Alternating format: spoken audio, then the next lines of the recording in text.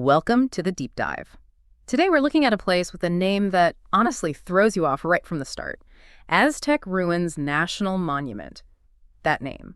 It's actually a massive clue to a historical mix-up, one that's kind of hidden in the amazing story of the people who really built it for a long time. So our mission in this deep dive is to explore the layers of history at this incredible archaeological site down in New Mexico. We want to uncover the genius, the legacy of the actual creators, the ancestral Pueblons. We'll look at, how it was built, how it was rediscovered, which is a story in itself, the efforts to save it, and why it's still so important today. Absolutely. And we're not just talking about piles of stones here. This is about understanding the whole context, the culture, the history, how people lived, and importantly, how our understanding of history, even something as basic as a name, can change over time, or sometimes how it doesn't change easily. Okay, so let's tackle that big misunderstanding head on. The name, Aztec Ruins. But the absolute key fact here is, despite that name, this site has zero connection to the Aztec civilization way down in central Mexico. Right. None at all. That's exactly right. Zero connection. The name actually comes from 19th century American settlers moving into the area. They saw these large, impressive ruins and, well, they basically jumped to conclusions. Popular histories about the Spanish conquest and the famous Aztecs were circulating, so they just assumed these must be Aztec structures. But the people who built this place, the ancestral Pueblons, they were here centuries before the Aztec Empire even rose to prominence. Completely different people, different time, different place. So who were they then, the actual builders? They were the ancestral Pueblons. You might sometimes hear the term Anasazi, though many descendant communities prefer ancestral Pueblon. These are the direct ancestors of modern Pueblo peoples. Think of tribes like the Hopi, the Zuni, folks who live in the region today and still hold these sites as incredibly important. It really makes you think, doesn't it, how a wrong name can just stick like that. What does that tell us? It tells us quite a bit, actually. It reflects a tendency, especially during that period of expansion and colonization, for settlers to sort of map what they already knew or thought they knew onto new landscapes and cultures. Yeah. They encountered these amazing structures, and the most famous, powerful indigenous group they'd heard of were the Aztecs. So, boom, Aztec ruins. It really underlines why it's so important to go back and question these narratives, to understand indigenous histories on their own terms, not through some externally imposed, often inaccurate lens. Okay, so we've established who didn't build it. Let's focus on who did. The ancestral Pueblons. How did they create this place? We know construction started around 1080 CE. And that tree ring dating dendrochronology, is that right? That's the one. It pins major building phases really precisely between 1110 and 1115 CE. Yes, the dating is remarkably precise.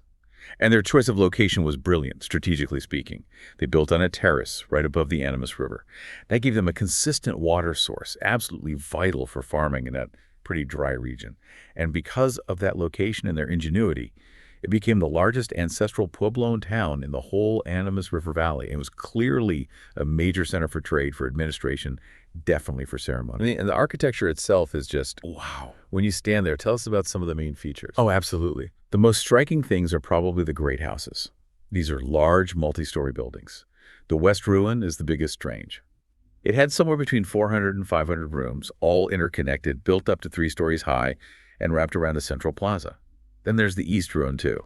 And the stonework, the masonry, it's really sophisticated. They used sandstone, shaped it carefully, and used mud mortar and adobe. The walls are thick, they taper upwards, built to stand for centuries, which they have. Okay, but the part that always gets me is the timber. They needed huge logs for the roofs and floors. You mentioned things like cottonwood, pinyon, juniper, even fir and aspen. These came from mountains, miles away, and they moved them without wheels or draft animals like horses or oxen. How? It's mind-boggling, isn't it? It speaks volumes about their society. First, organization. You can't move that much heavy timber over long distances without incredible coordination. Think about the manpower needed, the planning. It suggests strong leadership, a way to mobilize the whole community for these massive projects. And second, ingenuity. They must have had techniques, maybe using rollers, levers, sheer human power, combined with the deep knowledge of the landscape to find the best routes. It's a colossal achievement. Beyond the living quarters, there are also these really significant ceremonial structures, the great kivas. Yes, the great kivas are central to understanding the community. These are large, circular, partly underground chambers used for ceremonies. The one in the West Ruin is particularly famous because it was reconstructed back in the 1930s by the archaeologist Earl Morris. It gives you a real sense of scale. It's nearly 50 feet across. And archaeologists estimate its roof alone weighed something like 90 tons. 90 tons. Incredible. And it's not just big, it's precisely built. It has features like distinct symmetry, special niches in the walls, and alignments that mark the summer and winter solstices. This shows they had a really sophisticated knowledge of astronomy and the cycles of the sun, which was likely tied into their ceremonies and agriculture. And there are other unusual structures, too, not just the main ruins. That's right. There are things like the tri-walled structures. The Hubbard site is a great example. It had 3 concentric circular walls with rooms tucked in between, all surrounding a central kiva. Very unique. And Mound F, which is the largest structure of its kind known in the Southwest. Plus, you find smaller residential pueblos scattered around, traces of what might be ancient roads and earthworks like berms. It wasn't just random building, it suggests a planned community. Now, you mentioned influences. How did this place fit into the wider ancestral Puebloan world? That's a really interesting part of the story. The initial construction phase at Aztec shows heavy influence from the Chaco Canyon culture, which was centered about 55 miles south. Chaco was a major cultural center before Aztec really took off. So early on at Aztec, you see classic Chacoan architecture, the core and veneer masonry. We talked about Chaco-style pottery with its distinct hatched designs using mineral paint, and probably similar ceremonial practices. It suggests that Aztec might have started out as sort of a northern outpost or colony, part of the larger Chacoan system or network. Okay, so like a supporting player in the Chaco world initially. Pretty much. But then things changed. Around 1100 CE, the influence of Chaco Canyon began to wane, decline. And it looks like Aztec then stepped into that vacuum, becoming a major regional center in its own right. Later construction phases show shifts. You start seeing pottery styles more typical of the Mesa Verde region to the north, like designs made with vegetable-based paint and pottery with square rims. So the cultural connections were dynamic. They shifted over time. So this thriving, evolving center, why did it end? Why did they leave? We know buildings stopped in the late 1200s, and the site was empty by around 1300 CE. Yeah, the abandonment is another complex piece of the puzzle. There probably isn't one single answer. Archaeologists point to a likely combination of factors. Environmental stress is a big one. There's evidence of significant drought in the region during that period, which would have impacted farming. Maybe resources like timber and game became depleted after centuries of use. There could have been social upheaval, changes in religious practices, or perhaps even conflict or pressure from other groups. Whatever the specific reasons, the people moved on. They likely migrated south towards the Rio Grande Valley in New Mexico, or maybe west into Arizona. And importantly, their descendants, today's Pueblo people, maintain those connections. For them, this isn't just an ancient ruin. It's an ancestral home with ongoing spiritual significance. Okay, let's shift gears now. Fast forward several hundred years, the site is empty, nature is reclaiming it, and then Euro-American settlers start arriving in the 19th century. This rediscovery wasn't exactly gentle, was it? No, not at all. It was pretty troubled. One of the first documented visits was by a geologist, Dr. John Newberry, in 1859. He was impressed, noted walls still standing up to 25 feet high in the West Ruin. But just a couple of decades later, in 1878, the anthropologist Lewis H. Morgan came through, and he made a really grim observation. He estimated that settlers had already hauled away about a quarter of the stones from the main pueblo to build their own homes, fences, foundations. A quarter of the site just gone, carted off. That's shocking. It is, and it highlights the huge problem the site faced. Looting and vandalism were rampant. People were digging for pots and artifacts, treating it like a quarry. Even when it came under private ownership in 1889, that didn't stop it. Sadly, no.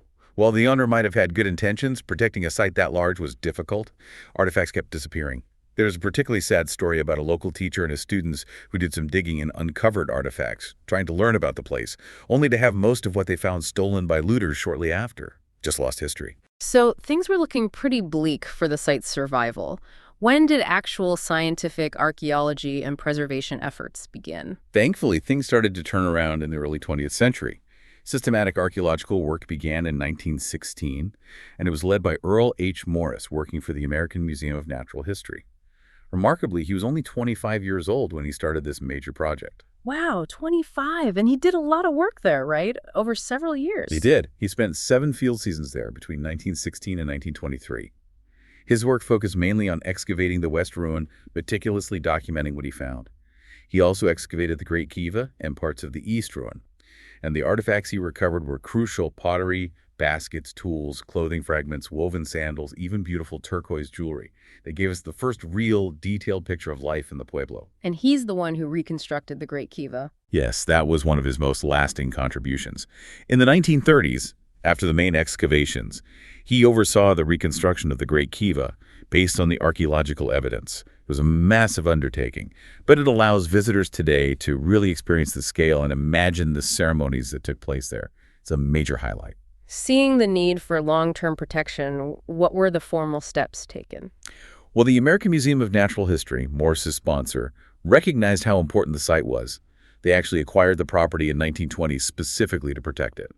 Then, crucially, they transferred ownership to the U.S. government. This paved the way for official protection. On January 24, 1923, President Warren G. Harding signed a proclamation establishing it as Aztec Ruin National Monument. The goal, he stated, was to preserve it for the enlightenment and culture of the nation. And that's when the name got slightly adjusted too. Yes, a few years later, in 1928, the boundaries were expanded, and the name was officially changed slightly to the plural Aztec Ruins National Monument, which is what it is today. It's still inaccurate, but plural. And its importance gained even wider recognition later on. Definitely. It was added to the National Register of Historic Places in 1966, which is a key designation for historical sites in the U.S. But the really big one internationally came in 1987.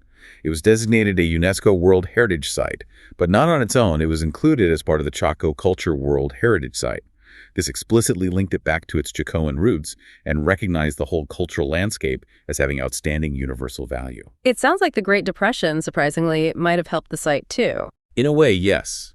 Federal work relief programs during the Depression, like the Civil Works Administration, CWA, and the Public Works Administration, PWA, provided vital funding and labor. This supported more excavation, crucial stabilization work on the fragile ruins, stopping them from deteriorating further and improving infrastructure for visitors. In fact, the Visitor Center building itself, which originally served as Earl Morris's house during its excavations, was built with this kind of support. And the Civilian Conservation Corps, the CCC, also pitched in with maintenance. So yeah, that era was key for its physical preservation. Okay, so bringing us up to today, what is the monument like now? How does this history come alive for visitors? It's a 318-acre site, part of the trail of the ancient scenic byway in New Mexico. What can people expect when they go? The main focus for visitors is the West Ruin.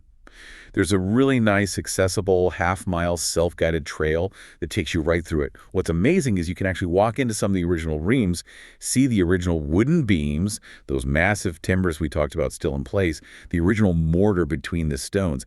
It gives you a very intimate, almost tangible connection to the past. And the reconstructed Great Kiva is obviously a major draw. Absolutely.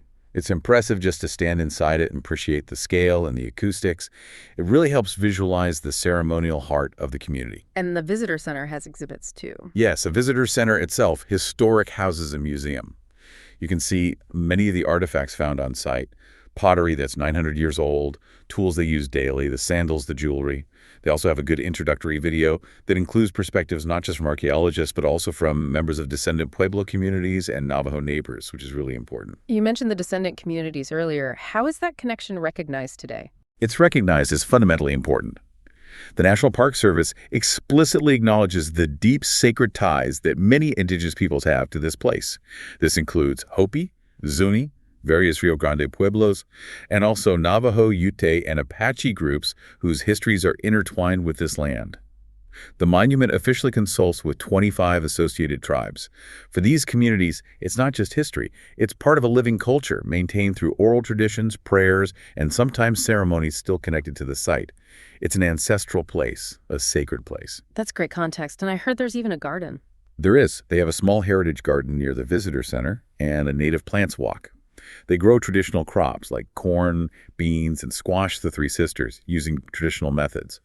It's a nice way to connect the ruins to the agricultural practices that actually sustained the people who live there. For anyone listening who might want to visit, what are the basics? It's pretty accessible. The site is open almost every day, usually closing only for Thanksgiving, Christmas, and New Year's Day.